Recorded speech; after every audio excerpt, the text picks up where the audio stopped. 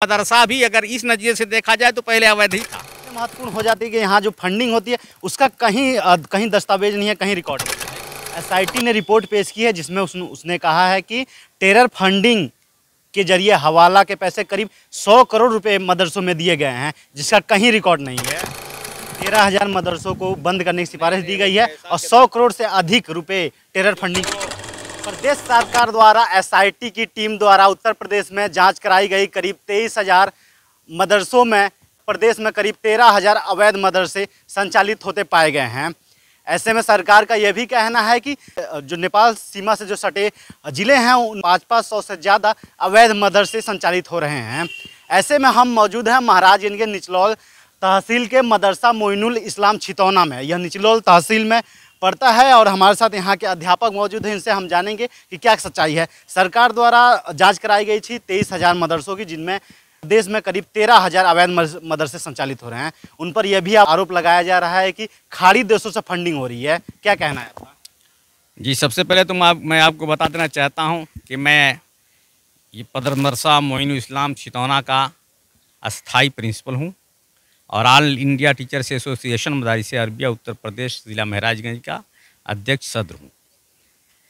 जो आपने अभी प्रश्न किया है कि तकरीबन 13,000 मदरसे अवैध पाए गए हैं, ये एसआईटी रिपोर्ट कहती है और इन्हें बंद करने का बंद करने की सिफारिश की गई है।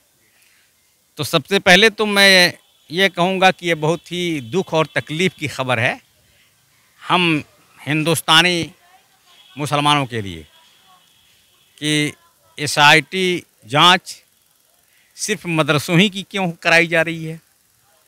मदरसों से बड़े बड़े स्कूल और कॉलेज हैं, बहुत बड़े हैं। मदरसा हमारा 2-4 लाख में चलने वाला है, 10 लाख में चलने वाला है और 50 लाख करोड़ों रुपए अरबों रुपए में चलने वाले कॉलेजेस भी हैं और दीगर बहुत सारे शिक्षण शोबे हैं, संस्थान हैं।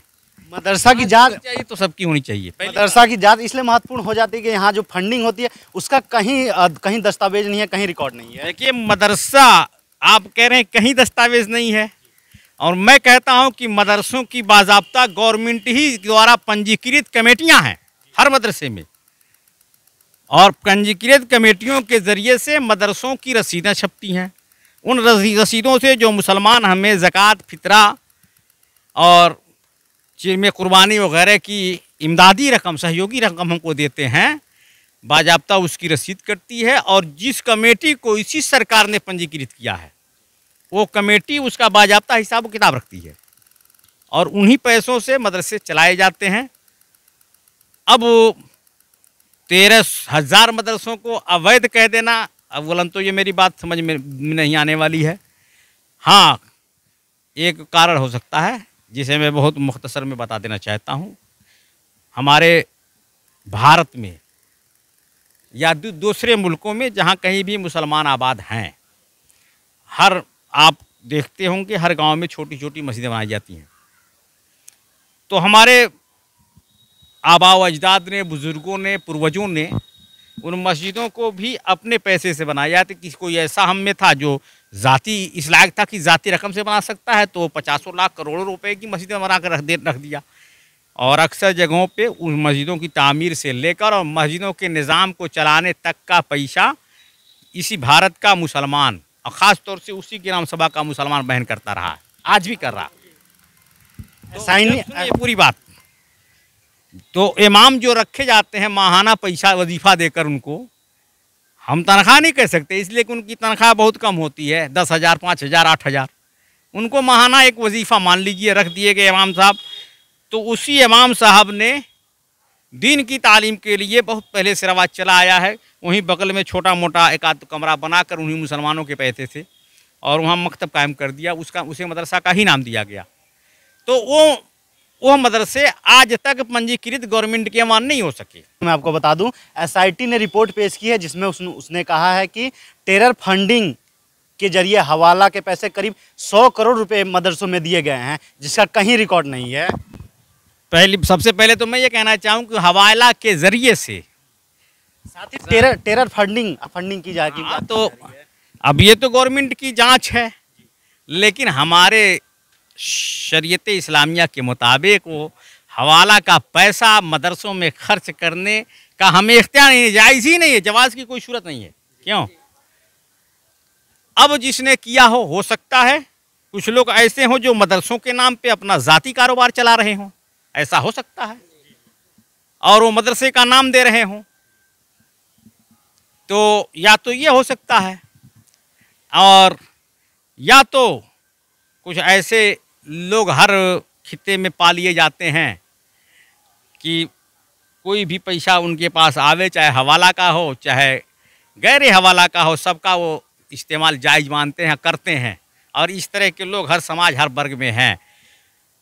तो हमारा मानना है कि वो जो 13,000 कितना करोड़ है, 13,000 मदरसों को बंद करने की सिफारिश दी गई है और 100 करोड़ से अधिक रुपए टेरर फंडिंग की गई। 100 करोड़ से अधिक रुपए टेलर फंडिंग की गई है। हमारा मानना है कि वो मदरसे वाले नहीं हो सकते हैं, उनका मदरसों के नाम पे अपना ज़ाती कारोबार होगा, मदरसों के नाम पर वो लुटेरे लोग हैं जिन्होंने लूटा है।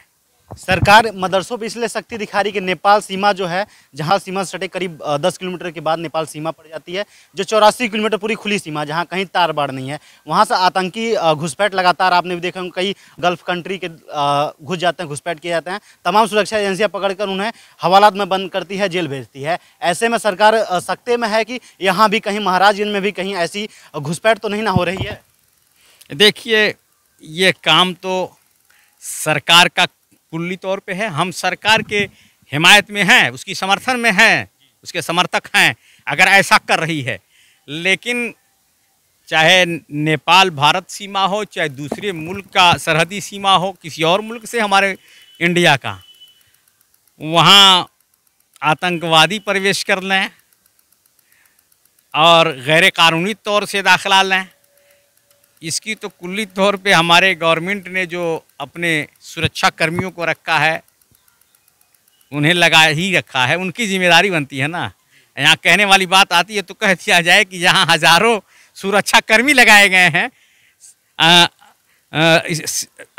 GRP और CRP और क्या क्या SSB वगैरह के रूप और शक्ल में, तो वहाँ अगर ऐसा आतंकवाद करने वाला कोई फर्द परिवेश ले रहा है तो सबसे पहले तो ये चिंता का विषय है, तकलीफ़ की बात है। कितने विद्यार्थी आपके यहाँ पठन पाठन का कार्य करते हैं? हमारे वहाँ तकरीबन 700-800 विद्यार्थी हैं जो पठन पाठन का काम करते हैं, और हम लगभग 15 स्टाफ अस्थाई हैं और 3-4 इसमें अस्थाई हैं। कितने लंबे समय से मदरसे का संचालन हो रहा है? इस मदरसे का संचालन तो लगभग 30-35-40 साल हो गया, लेकिन ग्रांट पे ये आया है 2015 से। जी, SIT द्वारा जांच ये भी सौंपी जा रही है कि तमाम छात्र जो पढ़ते हैं मदरसे में, उनके साथ शारीरिक शोषण किया जाता है।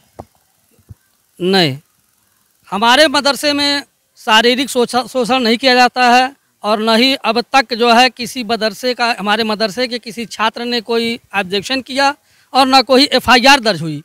हाँ, ये और मदरसे या स्कूल कॉलेज या संस्कृत पाठशालाएं हैं जो कहीं शाज़ो नादिर इक्का दुक्का सुनने में आते हैं, जो विद्यार्थियों के साथ शारीरिक शोषण करते हैं, तो उनके साथ जो है FIR दर्ज की जाती है और उनके साथ कानूनी कार्रवाई की जाती है।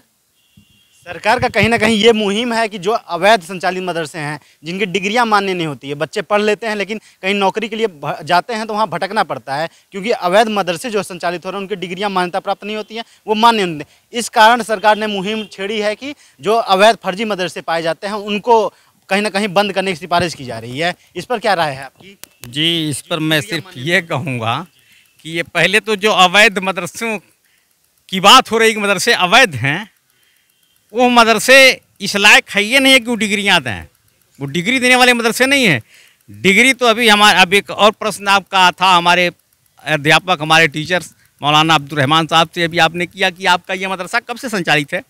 तो चूँकि अभी वो इस दुनिया में नए आदमी हैं, मैं बता रहा हूँ कि जिस मदरसे में आप खड़े हैं, जिसे आज उत्तर प्रदेश गवर्नमेंट जो है ग्रांट देती है और एक अच्छी खासी रकम यहाँ के अध्यापकों को तनख्वाह के रूप में देती है, यह मदरसा भी अगर इस नज़रिए से देखा जाए तो पहले अवैध ही था, इसलिए कि यह मदरसा सन 1962 से चल रहा है।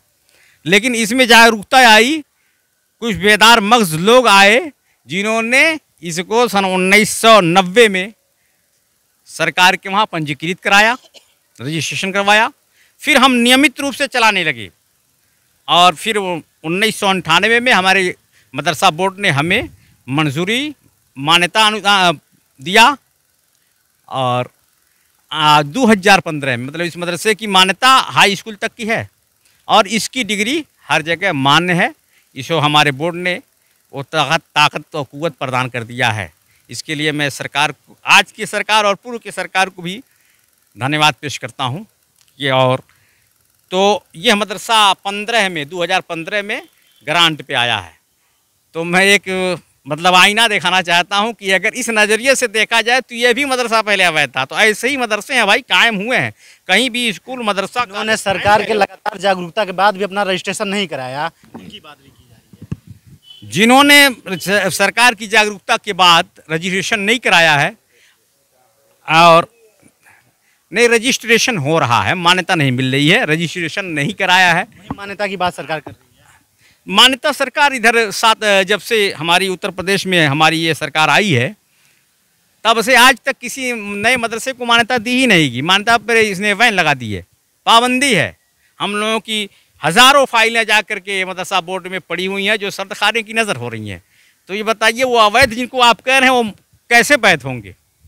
वैध होंगे कैसे जब आप उनको सहूलियात देंगे नहीं, उनके दरवाजे पे आप ताला लगा देंगे, उनके वहाँ प्रवेश लेना जुर्म हो जाएगा। मतलब ये कि जब हमारी गवर्नमेंट खुद जो है अनुमति प्रदान नहीं कर रही है कि मान्यता हम देंगे तो उनको तो अवैध ही न कहा जाएगा, वो तो ज़िंदगी भर अवैध रहेंगे चाहे किसी शोबे के स्कूल हों।